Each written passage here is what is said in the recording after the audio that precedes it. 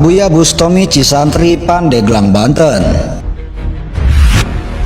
Ulama Paku Banten yang terkenal dengan keberaniannya ini bernama Abuya Ahmad Bustami bin Ahmad Jasuta. Beliau merupakan mubalik terbesar di Banten pada era 80-an. Seorang ulama yang terkenal dengan sifat tegas dan beraninya ini adalah pendiri sekaligus pengasuh pesantren Salafiyah Al-Hidayah Cisantri, Pandeglang, Banten. Saat awal baru mendirikan pesantren, beliau mendapatkan banyak sekali penentangan dari berbagai kelompok masyarakat. Bahkan pada saat itu sampai ada yang bermaksud untuk mengusir beliau. Dikisahkan pada suatu hari datang sekelompok masyarakat yang jumlahnya puluhan dan mengepung rumah beliau dengan membawa berbagai macam senjata tajam. Melihat hal ini, beliau bukan malah takut, namun justru beliau mencabut pohon besar yang ada di sekitar rumahnya.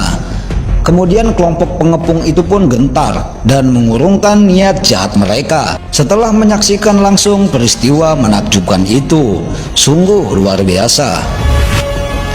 Itulah sebabnya selain dikenal sebagai ulama berilmu agama tinggi, masyarakat Banten juga mengenal beliau sebagai seorang ulama yang memiliki karomah luar biasa. Hal ini yang membuat beliau dikagumi oleh para kiai sekaligus disegani oleh para jawara Banten kala itu. Dulu Abuya Bustami pernah dipenjarakan oleh salah satu manajemen terminal bis. Namun anehnya, selama beliau di dalam penjara, perusahaan terminal bis itu mengalami kerugian yang sangat besar dan banyak bis dari perusahaan itu mengalami berbagai macam kecelakaan. Wallahu a'lamu bishawab. Zuhud dan waro adalah prinsip hidup beliau. Ketegasan dan keberanian adalah sifat yang menonjol dari jiwa ulama yang satu ini. Di samping memang karomah beliau telah banyak yang menyaksikannya, di balik sikap tegas dan beraninya, beliau ternyata adalah sosok ulama yang sangat sederhana, santun dan tawadu. Banyak cerita dari orang-orang setelah sawan ke rumah beliau.